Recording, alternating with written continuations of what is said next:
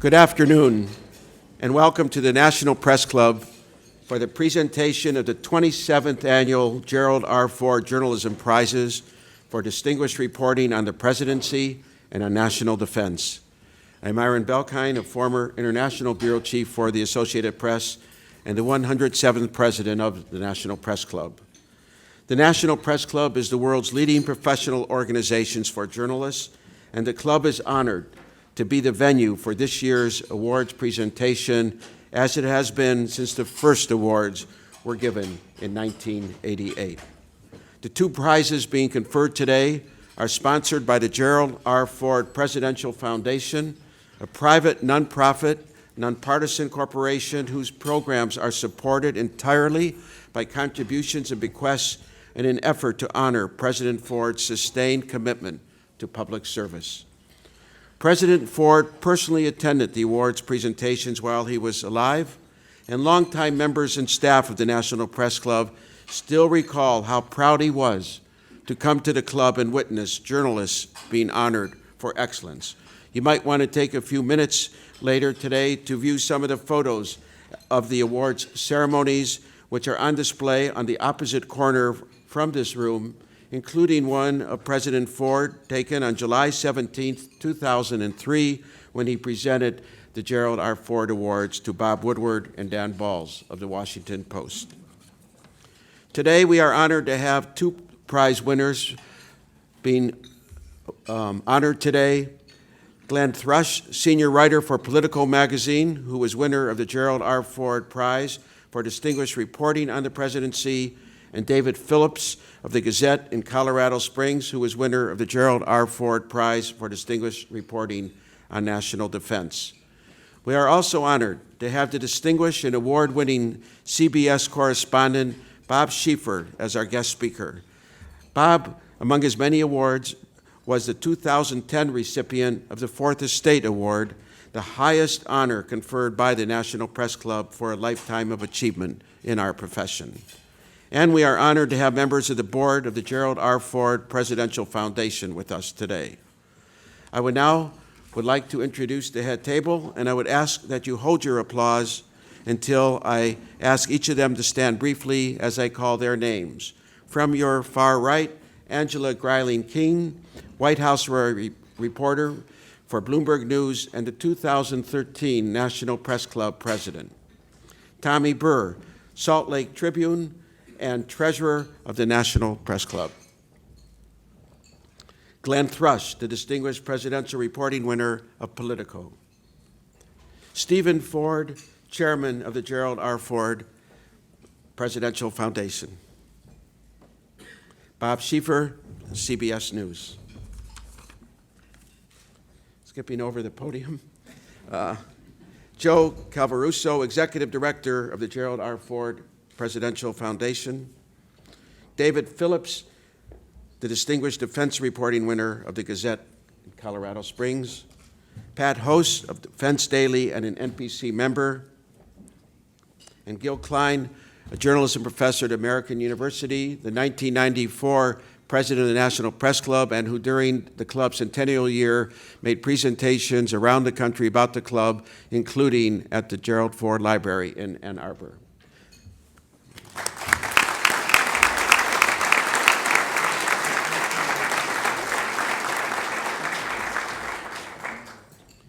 Representing the Ford family today is Stephen Ford, a son of former President and Mrs. Ford.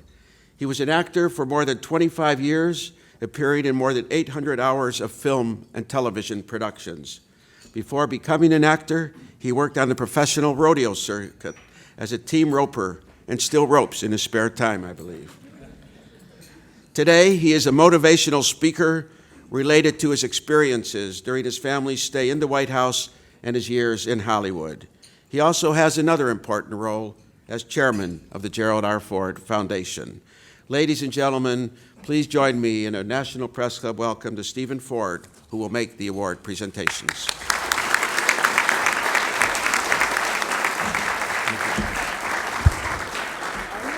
I had to flash back on that intro there. When Dad was president, I went out west and I started cowboying and rodeoing, and I took my 10 Secret Service agents with me. And it was like that Billy Crystal movie, City Slickers. Yeah, there you go. We took off their coats and ties and put cowboy hats and boots on them, and aren't you glad to know how your government tax dollars were being spent back then? So, no, I was talking to Glenn, one of our winners, and I was telling him I was 18 years old when Dad became president. And when we moved into the White House, I had just graduated from high school. And the other day I walked by, yesterday, Joe, we went out and took some pictures in front of the White House, and I was pointing to Joe. That's where I used to live, up in the corner there. But it reminded me of the first night we moved in to the White House. Again, you got to remember, I was 18 years old. I called up my best friend from high school, grade school, a guy named Kevin Kennedy. I said, you got to come over here. This place is incredible. And so he came over, and here's two 18-year-olds, right? And I take them up to the third floor. The kids lived on the third floor. Mom and Dad were on the second floor. And we go up through the solarium out into the roof of the White House, and you could not do that today because there was nobody up there then, but because of terrorism and things like that, you know, they've got people up there now dressed in black ops and all kinds of weapons that I'm not familiar with. But in 1974, we could go up there, and Kevin and I carried my stereo. Now, stereos were big in 1974. Took several trips. And we carried this big stereo up into the roof of the White House, and here are two 18-year-old kids up there. And we were playing Led Zeppelin, Stairway to Heaven. And the White House got a call the next day, people walking by. This was at, midnight, and it's like Dumb and Dumber on the roof of the White House. And somebody got a call the next day, we thought we heard Led Zeppelin coming from the roof of the White House. So that I'm reminded of those stories every time I come back. I'm honored to be up here. Again, the kids, Susan, Mike, and I, we just try to fill Mom and Dad's shoes. It can't be done. Everybody plays a role, and we're very grateful to be here. I thank my trustees from the foundation for being here. A lot of them are out in the audience, and I thank the judges the most for the work they did to find these winners up here. There are a lot of great submissions. So I want to start with the first winner, and this is for our award on reporting on the presidency. And you all know as the modern presidential administrations become ever more sophisticated in controlling their desired message, the job of reporting on government has become correspondingly more difficult, with reporters often funneled into well-rehearsed official spokespersons and denied access to candid exchanges with responsible public officials and staffers.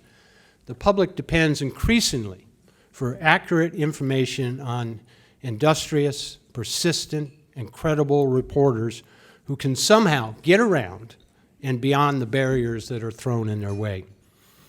Glenn Thrush, the first senior staff writer at Politico magazine, distinguished himself during 2013 for his ability to surmount those barriers. Thrush, who wrote a first-rate behind-the-scenes book on the Obama presidential campaign in 2012, reset his sights inside the Obama administration during the critical first year of its second term. His reporting regularly produced insights available nowhere else. Throughout the year, Thrush showed a rare ability to cultivate unique, candid, inside sources, both on and off the record, persuading them to share information that often belied the official storyline. As such, he repeatedly delivered to his readers a unique, colorful, and often unvarnished account of government decision-making.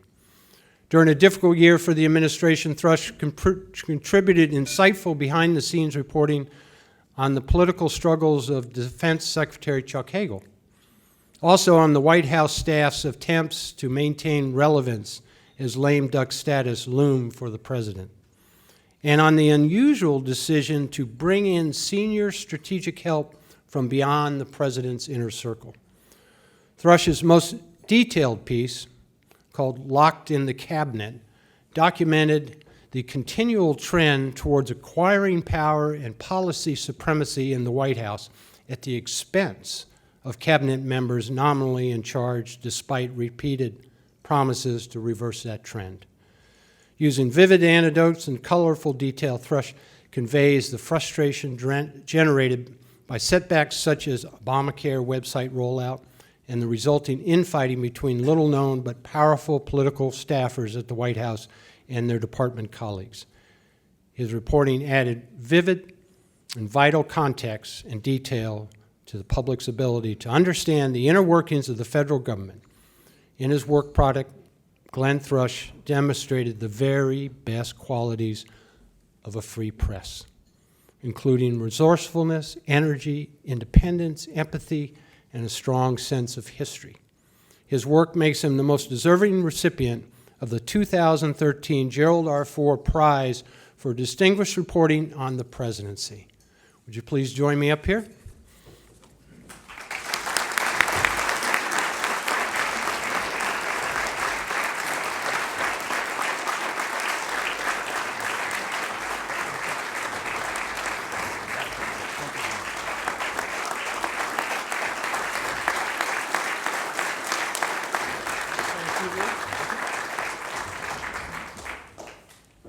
Thank you very much.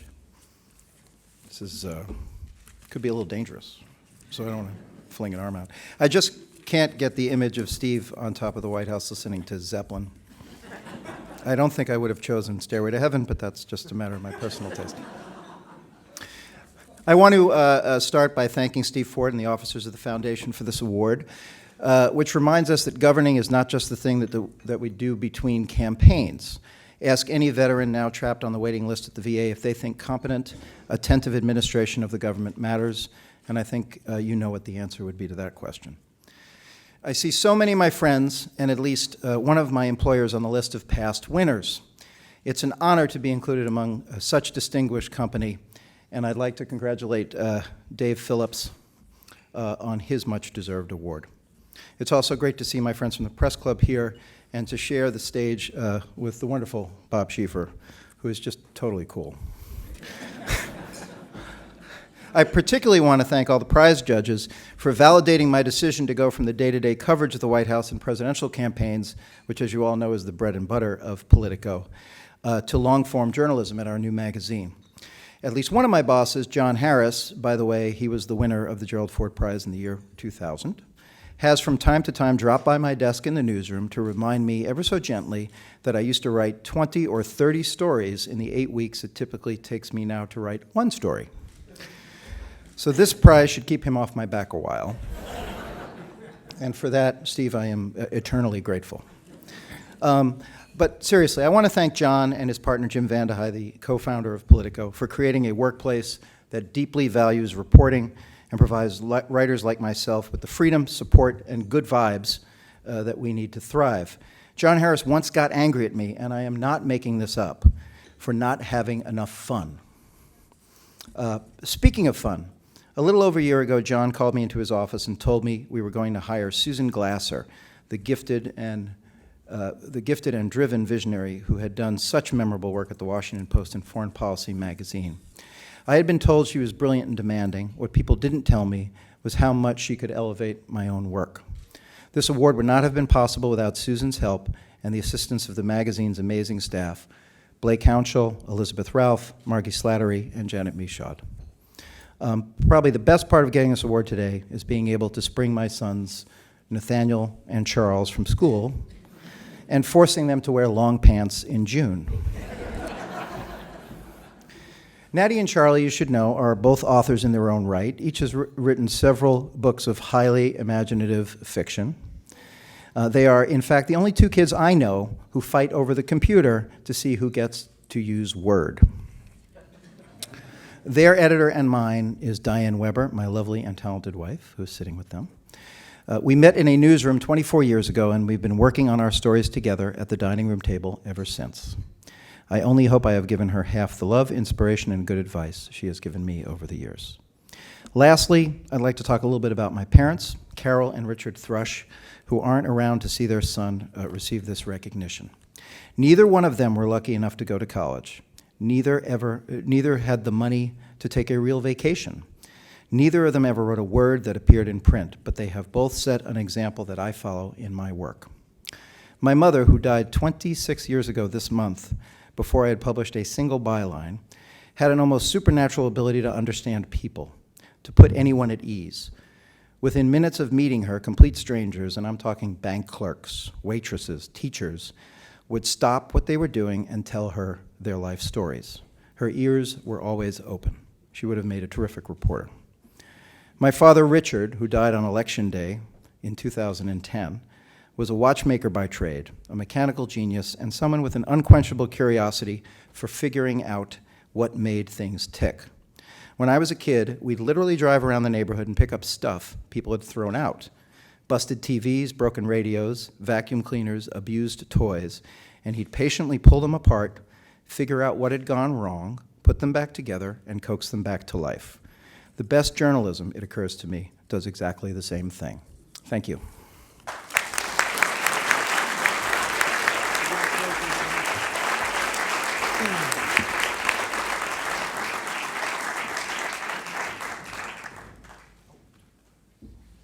Well, it is now my honor to award our second recipient. In this past year, there was extremely exceptional strong submissions for the defense reporting. And our judges, and many of them are in the room this afternoon, have selected Dave Phillips from the Gazette of Colorado Springs as the winner of the Gerald R. Ford Award for Distinguished Reporting on National Defense in 2013. President Abraham Lincoln, in his second inaugural address in 1865, admonished the nation to, quote, care for him who shall have borne the battle, end quote. That statement forged a social compact with America's servicemen and women that has lasted over 150 years. Mr. Phillips' series of articles documented a breach of that commitment with the surge in other than honorable discharges by the U.S. Army for warriors whose wounds may not have always physically been evident to people who knew them. Basically, they stripped them of all VA benefits for life. The factual scientific evidence on long-term deterioration of cognitive functions after traumatic brain injuries was very compelling. His stories were local, but the breadth of his research and interviews was national in scope. His writing style, and I just so enjoyed reading the articles, it really was riveting in what it reported. In the shadow of the Air Force Academy and Fort Carson, Mr. Phillips' stories took courage to write and publish. His body of work raised important underlying issues. First, he noted that the military system had not adjusted to the new operational reality in which career troops were often warfighter and veteran at the same time. Second, his work highlighted the disparity between the rhetoric of honoring our wounded warriors and the broken promises of that actual care. This is a problem that budgetary pressures will continue to exacerbate. Finally, his series underscored the increasingly important role that regional news, local news, has when they are working and helping to showcase issues of national importance. The power of his reporting was immediate, had great impact on the national dialogue and the lives of many wounded warriors.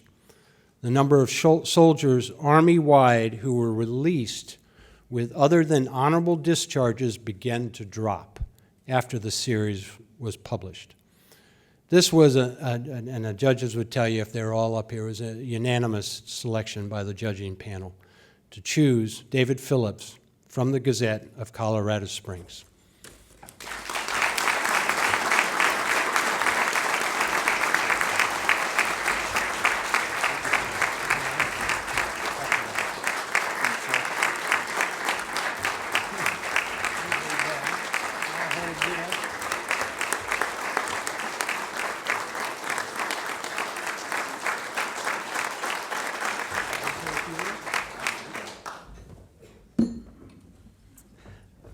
Thank you.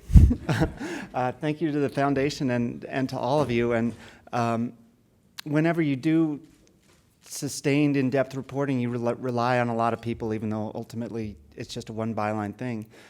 My photographer, Michael Siaglo, is here in the back, and we worked together for months. So thank you, Michael, for doing what you do.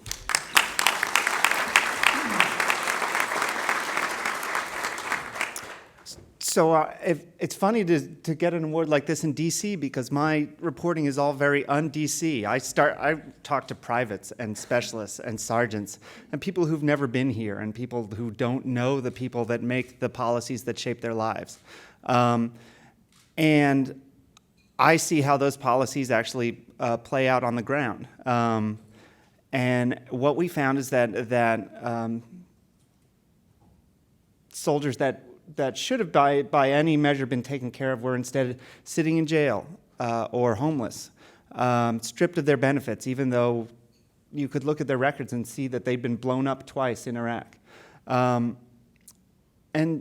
so we tried to do something about it, and I knew that the power of these stories would do that.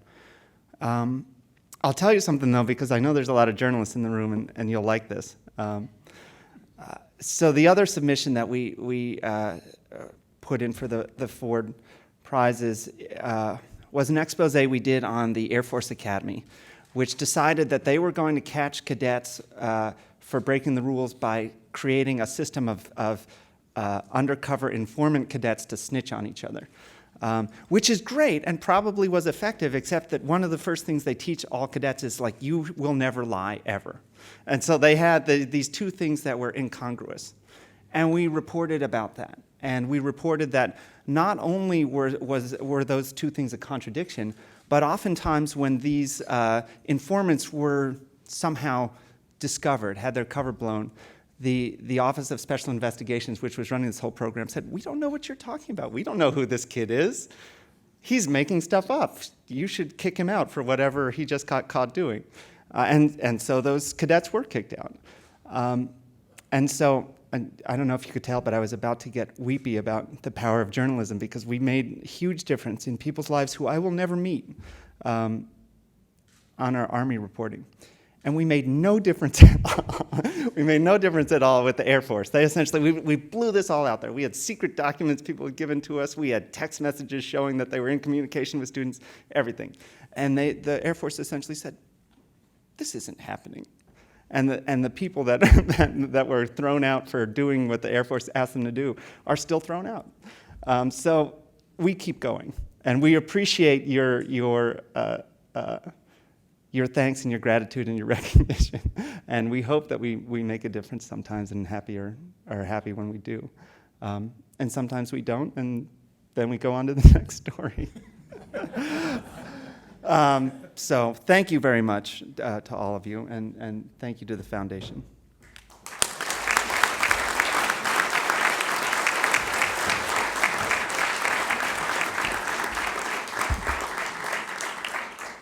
Thank you very much. It's my great honor right now to introduce the wonderful person I had a chance to sit next to at lunch.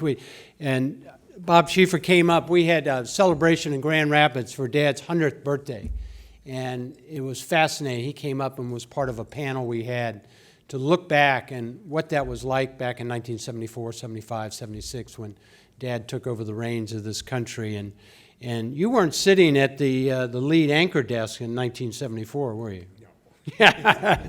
Well, it's my honor to introduce Bob Schieffer. 2014, it tells me here, marks Mr. Schieffer's 57th year as a reporter. In his 45th year at CBS, you're one of the few broadcasters, print or print media or journalists, broadcast journalists, who have covered all four major beats, the nation's capital. You covered the White House, you covered the Pentagon, State Department, Capitol Hill. He's been a principal anchor at CBS News since 1973. You anchored the CBS Evening News. You are the man from Face the Nation, the Sunday public affairs broadcast since 1991. You're the chief correspondent here in Washington. And my favorite thing about you is you're a good old boy from Texas. And I hope you will tell the story about your first, well, when Dad became president, you were in the White House pool there, and you know the story I'm talking about and what your first experience was. Ladies and gentlemen, Bob Schieffer.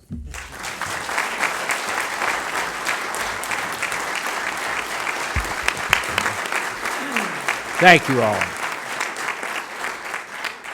You know, this really is a labor of love when I was asked to come and talk to you all, because Gerald Ford was responsible for some of the very best times in my life when I was the White House correspondent, when he was there. Glenn was talking about his boss called him in one time and said, "You're not having enough fun."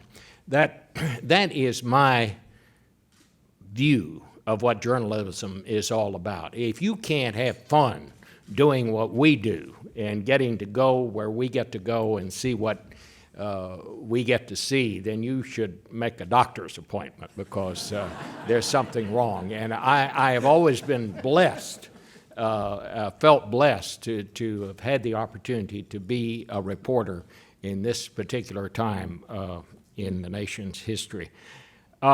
My really first glimpse of Gerald Ford at work came on the day that Richard Nixon resigned. I had been sent out to Andrews Air Force Base to see Richard Nixon get on Air Force One for the last time, and it was such a surreal thing. He got on, he walked up to the top of the stairs like he always did. He had a big smile on his face, he waved, and then he turned and he went into the airplane, they closed the door, and he flew off, and about 2 hours later, he was no longer the president, and Gerald Ford was. So after my assignment was completed out there, I went back to they told me to go back to the White House. In those days, I was the Pentagon correspondent, and to give Dan Rather a hand. Dan had not asked for help, but I was told to go over and help wherever I could.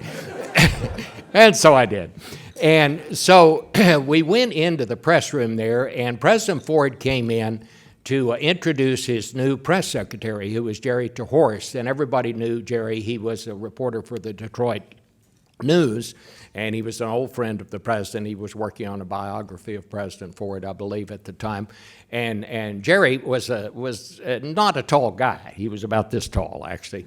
But everybody liked him, and the president came in, and when he introduced Jerry, Peter Lissagore of the Chicago Daily News was sitting out there, and he said, "Mr. President, would you lift him up so we can all see him?" And of course, he just brought down the house. I believe it was the first time in 2 years that I had heard true laughter in that room. It was like there had been a heavy rain, and suddenly the rain stopped. The skies had parted. They were blue again.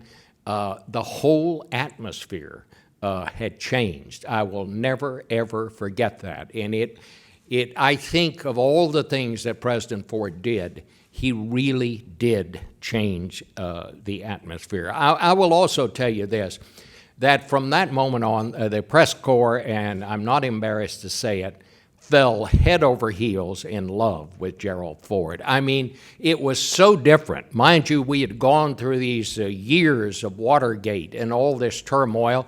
We wrote down everything he did. And what was so different about it was he was so normal. I remember at one point we actually, and you'll remember this, Steve, we actually did a story about how the president makes his own muffins for breakfast. And it was on the front page of the Washington Post. And we were all just, we just couldn't get over how this man was just so normal.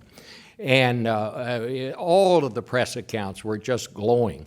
Well, 1 month after that, of course, he decided to pardon Richard Nixon. And this was a total shock. And I mean, it really sent, of all, the press corps into total shock. His approval rating at that time was 70%. It quickly went down to 50%. Richard Reeves, who worked for New York Magazine in those days, said among the press corps, his approval rating went from 100% to 0%.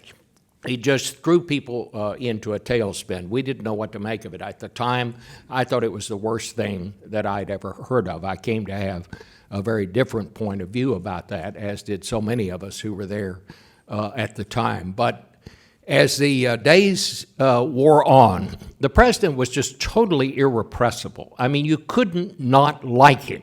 You might not agree with some of his policies. You might have questions about what he might have been doing. But you could not like this man because he was so humble.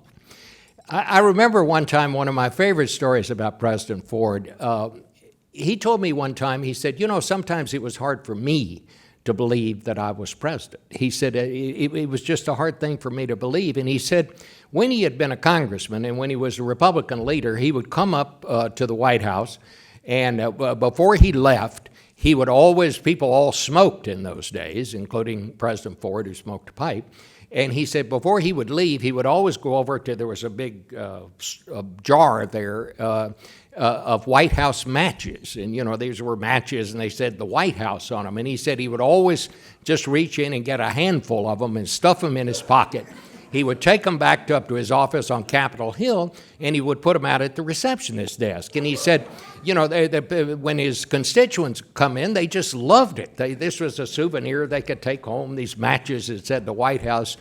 Well, anyway, he said one day after he became president, he left the Oval Office and was walking back to the residence, and he found himself reaching in a thing to get a big handful of these matches and putting them in. And he said, wait a minute, I live here now. I don't need to do this. But this was Gerald Ford.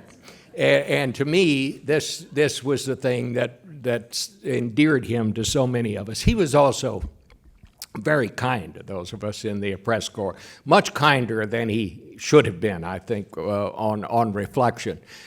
He was the only president that I've ever been around that we used to actually kid him, and we would tease him. But he was always very careful when he would go out to Colorado, to Vail at Christmas time. He would always arrange his schedule. They allowed the reporters to bring their families out so we could have time, and the Secret Service could have time away from him. And he was very mindful of that. I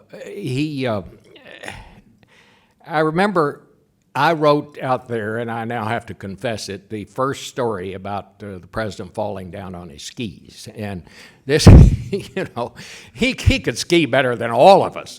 And he was a terrific athlete, and that was the part that was sometimes missed. But, you know, when you're out there with a camera and the president takes a header, what are you going to do? You got to report that. And but he took it pretty much in stride. But I'll never forget when we got into the campaign in '76, and we were out in Battle Creek. We're in Kalamazoo, Michigan. That's where we were. And it was a very routine speech, and he was speaking. It was a whistle-stop thing on a train. And President Ford, as he was getting ready to get back in the train lurched, and he hit his head on the door as he was going back into the train. So it made a picture. So I had to leave the campaign and go into the local station and feed this film in of the president. Well, God watches you when you're doing things like this, and he has his way. He knows how to pay you back. As I was going back out to to catch up with the campaign, I had to take a flight. The press plane had gone on to. And as I was getting onto this commercial airliner, as I was walking in to my seat there, somebody in the back of the plane hollered, "Hey, Bob," and I turned around and I said, "Hey, how are you?" And when I did, I ran directly into the overhead luggage rack and literally saw stars. I mean, it knocked me out for an instant. And after all those stories I'd written about President Ford, I thought, you know, I'm obligated to tell him about this. And so the next time I had the opportunity, I did. He broke out into the biggest laugh, and he said, "By God, I just wish I could have been there to see it." He also saved us from ourselves many times. And Tommy DeFrank out there, who worked for Newsweek at the time, he was part of the press corps, and he'll remember this very well. At the first televised press conference after I became the White House correspondent, and I really hadn't known President Ford all that well up until I'd come to the White House, the first press conference, he actually called me by name out in the audience, And when he did, my mind went completely blank. For some reason, I couldn't think of a question. And I thought, oh my God, they're watching up here in New York, the bosses and everything. I couldn't think of anything else to say, so I said, what's the deal on the Russians?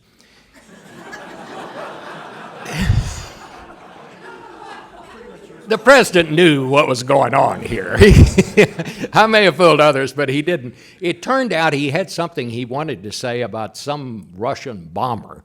He gave an answer, and it wound up on the front page the next day of the New York Times, which just tells you that timing is sometimes better than intelligence. But I always appreciated President Ford not embarrassing me there, and he had the best sense of humor about things like that. One time during the campaign, and we were in San Diego, and in those days, the San Diego sports teams had this thing called the San Diego Chicken. I don't know if some of you here will remember this. And it was like these mascots are today. Well, it was a chicken. It was a full thing with a chicken's head on everything. And Jim Norton, who was a reporter for the New York Times, he ran into the San Diego Chicken someplace and bought the San Diego Chicken's costume and paid him $75 for it. I mean, this is true. Tommy was there. He'll remember this. And the next morning, we're standing out on the airport ramp, and Ford is holding a little kind of just an impromptu news conference. There is film of this, and in the background, you can see this chicken walking up. This big chicken. He walked right up to President Ford. The president looked at him. The chicken asked him about egg prices. President Ford died laughing and gave an answer. So those were the things that you always remember about those days. But, as I look back on it, President Ford's time in the White House was short. But he made a lasting impact, not only on the White House, but on American life and the American people, because he restored respect. He gave the nation, when he pardoned Richard Nixon, a chance to catch his breath. And as the years went by, I came to understand, and I knew that he knew at the time he had done this, that this would harm his chances if, in fact, he decided to run for president. But I asked him about this many years later after he left the White House, and I said, do you think the pardon of Nixon was the reason that you were not elected and it did not win that election? And he said, yes. He said, I'm not saying it was the only reason, but I think it was a major factor because it was such a close election. And if you all will remember, had he carried Ohio, which he lost by 13,000 of, I think, 4 million votes, and won one other small state, maybe Delaware or Hawaii, he would have won that presidency. He would have won that race. And so he knew, and I think he knew at the time, that if he did decide to run for president, that this was going to be an enormous challenge for him to overcome. You had to be there in those days to understand the impact of those Watergate years. I mean, the country literally almost came apart, but because we have a strong Constitution, it was held together. President Ford gave America a chance to sort of take a deep breath, regroup, and then go on. Had Nixon, I think, on reflection, been put in the dock, had he gone on trial, I think the nation would have come to a dead stop for about 2 years. We all know how long it takes for these things to play out. There simply was not time for that. The nation had to get itself back together, and I think because of President Ford, he was the right person at the right time, and I think he had of all the modern presidents, perhaps that one act was one of the most significant acts by any president. I will also just close this with this thought, and I've said this, Steve's heard me say this before, Mike has, and Susan has. Of all the public officials that I have covered in more than 50 years as a reporter, Gerald Ford was the nicest one I was ever around or associated with. Gerald Ford was a very good man. Thank you.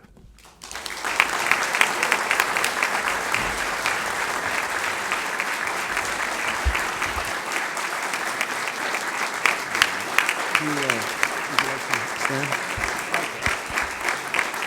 And can you stay standing? I'll ask some questions. Okay. Good. I think I know the answer, but would still like to hear it in your words as others, including those that have sent up similar questions. If there were more Gerald Ford Republicans in the party today, how would the atmosphere in Washington and political discourse throughout the country be different? Well, we have an entirely different political atmosphere because in those days, people actually had relationships across the aisle. You had liberal Republicans, conservative Democrats, you had moderates in both parties. And it's almost become a cliche to say it, but it was those relationships, those after-hour relationships, that enabled the wheels of government to turn.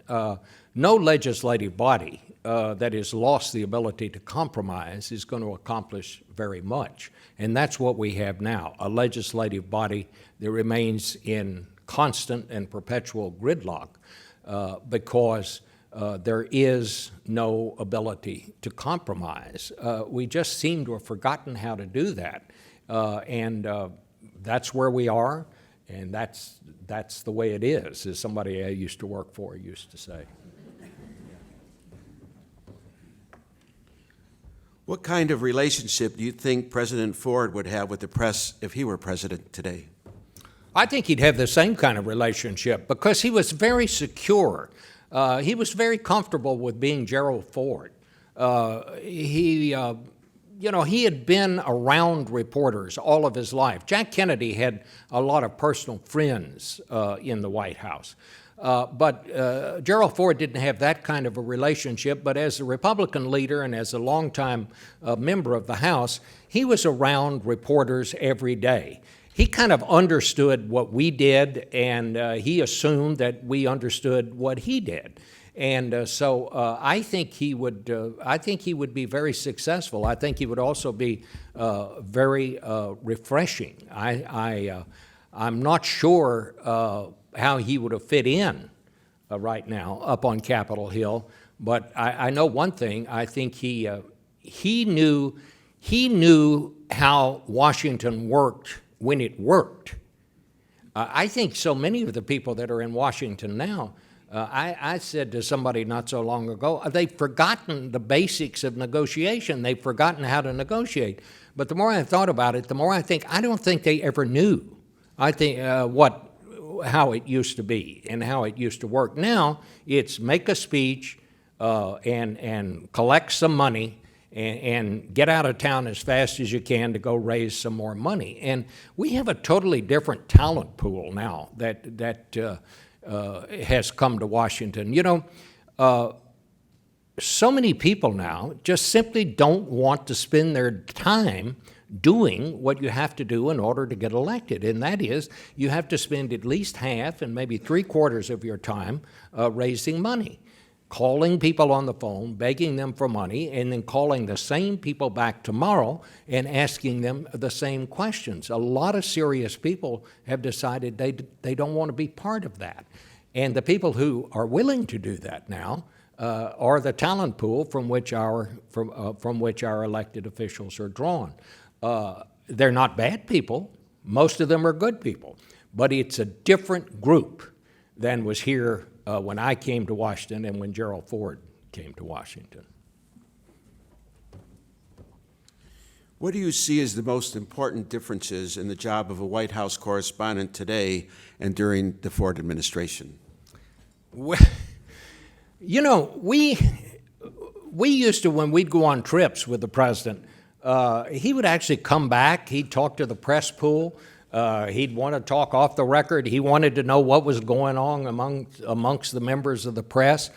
He had a genuine interest and just kind of knowing what the latest gossip was about things. And we had a chance to talk to him and actually question him directly about some of these things. I'm not sure how much news we got out of it, but we got a better understanding. Now, I was talking to Glenn just a while ago, and I said, what is it like covering the White House now? And he said, well, it's like covering a horse from inside the horse. He said, it's dark, and I hope I won't embarrass, he said, and there's only two ways out. But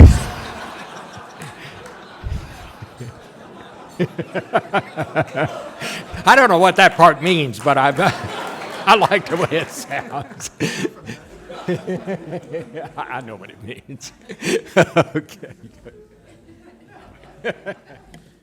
Who, in your estimation, was the best of the presidential spokesmen or press secretaries, and why? You know, I would probably have to go back to LBJ and George Christian, who I thought was a terrific spokesman. I think, you know, when President Carter was president, Jody Powell was a true advisor. You might not agree with what he said, but you knew it reflected what the president said. There's so many layers now of the public relations bureaucracy that you're never quite sure anymore where any of this stuff is coming from and whose opinion it reflects. What kind of a job do you think Jay Carney did in his daily briefings, and were you surprised by his resignation? No, I think he did a good job. I think he was fine. But you know, he was not in charge of communications policy. He was part of a team, and so I don't know, and because I don't cover the White House now, I don't know how much direct access that he actually had. Much has been written about this administration's relationship with the press, including the pursuit of journalists through legal avenues, such as the Ricin case and others, as well as going after AP phone records. Do you feel this is unprecedented, and why is it happening now? Well, you know, our whole information, the management of information is now much more sophisticated than it was when I came to Washington. People find this hard to believe, but when I came to Washington in 1969, most members of the House didn't even have press secretaries. They handled their own press relations. Now, you know, the subcommittee chairman of the Committee on Hides and Skins, and in fact, there did used to be such a subcommittee of the Commerce Committee. They all have media coaches. They have these you know, consultants, these gurus, these people of managing, you know, giving them all this information strategy on how to handle information. You know, I think most of that advice is wrong. I think, for example, if you are going to be on Face the Nation, you shouldn't come on Face the Nation unless you have some news, because if you're coming on, and so many of these PR advisors, they'll type out 3 answers and say no matter what they ask, give them one of these 3 answers, you know, but the American people are not dumb. They're not stupid. They know when people are evading the news. They know when people are trying not to answer. No one looks good evading a question. I don't care who they are. They just don't look good doing it. And my favorite guest on Face the Nation over the years was always Sam Nunn, who was a very powerful senator, chairman of the Armed Services Committee, and I used to call him sometimes and say, you want to be on Face the Nation Sunday? And he'd say, you know, I really don't have anything to say this week. Well, I took that as a great answer. You know, he was not wasting my time, he's not wasting the viewers' time, and he's also, you knew when he was coming on, he was going to tell you something that was going to advance the story. That's not the vogue in public relations right now, but I still think it's the most effective way that you can handle your information. You know, the fact of the matter is that I don't care how good the PR is, it never trumps bad policy. And I don't care, you know, how bad the policy is, you can't make it better with good public relations. And I mean, just think back to the Nixon administration.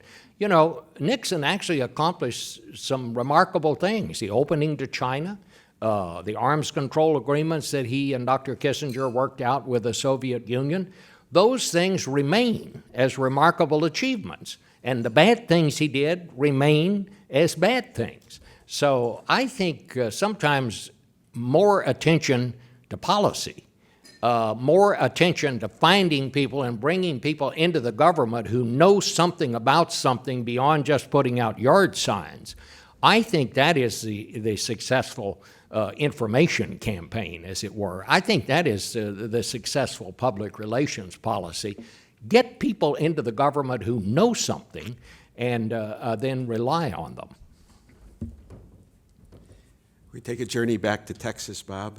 As a longtime observer of Texas politics, how did the state get from LBJ to Ted Cruz?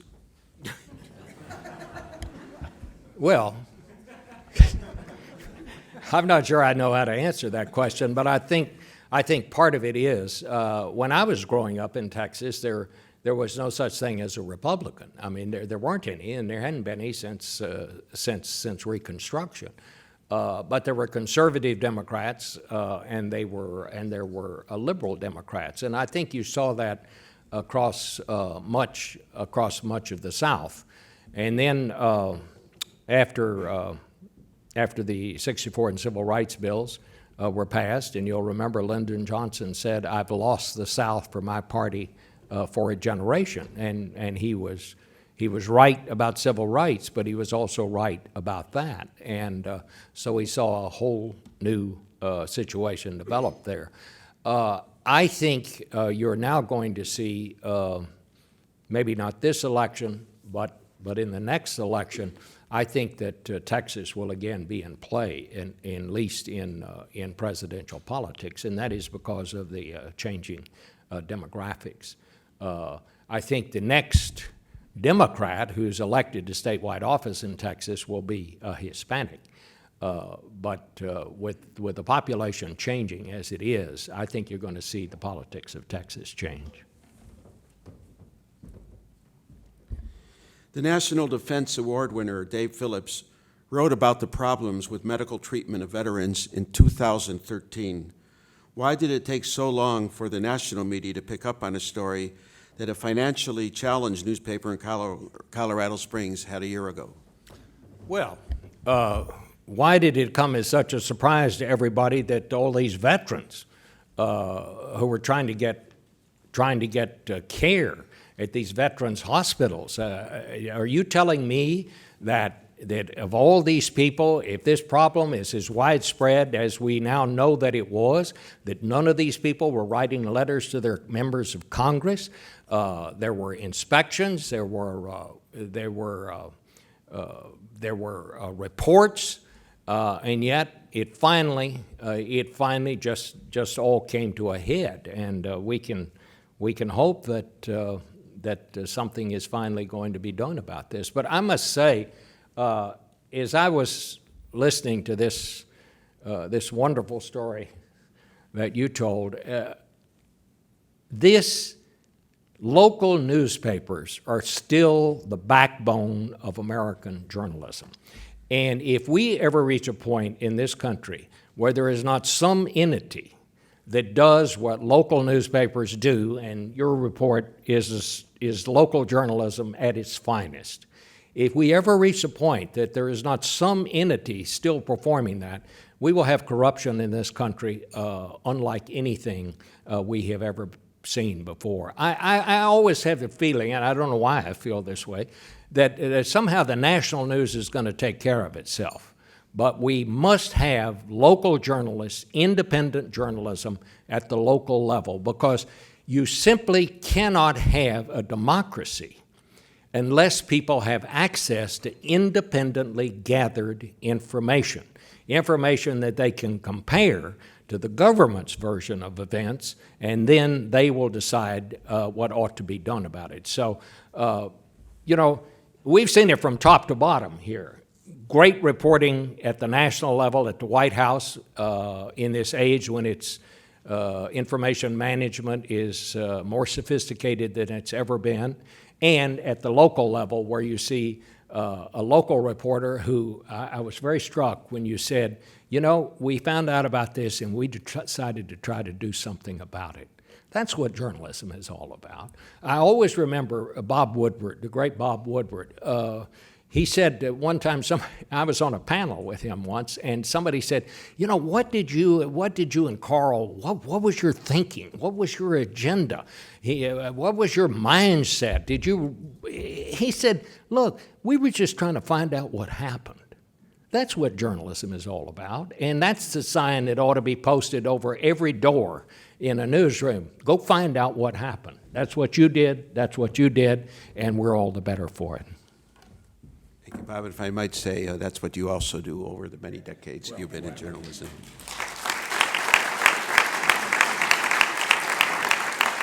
Bob, just a few more questions and we'll conclude this hour. I am so touched with the many great questions and the responses. Do you put any blame on the current closed environment in the White House on the press? Do reporters accept too many anonymous sources and none responses? No, I think the press is doing a very good job. I mean, obviously, it's a human enterprise. It's not perfect by any stretch of the imagination. But when you look around the world, I ask people, find another country that has access to more information than we do in this country. Find another country that has better newspapers, better news coverage. And I think the United States pretty much comes out pretty good on that. We can always get better. We always have to keep trying. And sometimes it's like you're beating your head against the wall. And the other part is sometimes we're not right. I mean, you know, we're not infallible either. But I'm very proud to be a part of the American press and the role that it's played in this country over the years. We traditionally finish with a lighter question or two.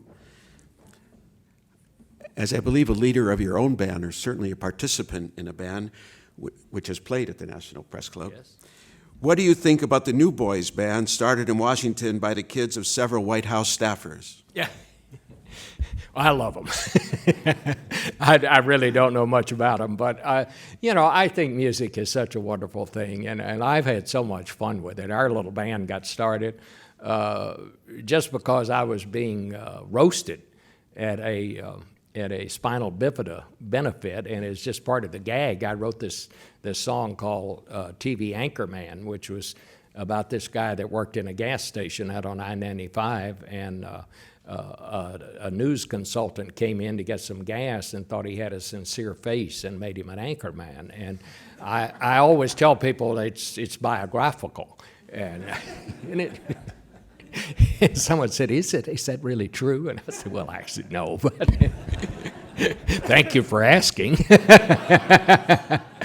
I think they're great. And I encourage kids. Music is, I encourage people and young people to do what they like to do. And that's what I always tell when I talk to young people. Find something you like to do. Don't worry about being a success. If you like to do it and you get good at it, the success will take care of itself. But you don't want to, and always stretch. Never be afraid to try. What you don't want to do is get to be my age and say, you know, if I'd have just tried this or that back then, it might have worked. Go ahead and try. That's what I tell them, and that's what I say about music. Thank you, Bob. Okay, thank you all very much. Thank you.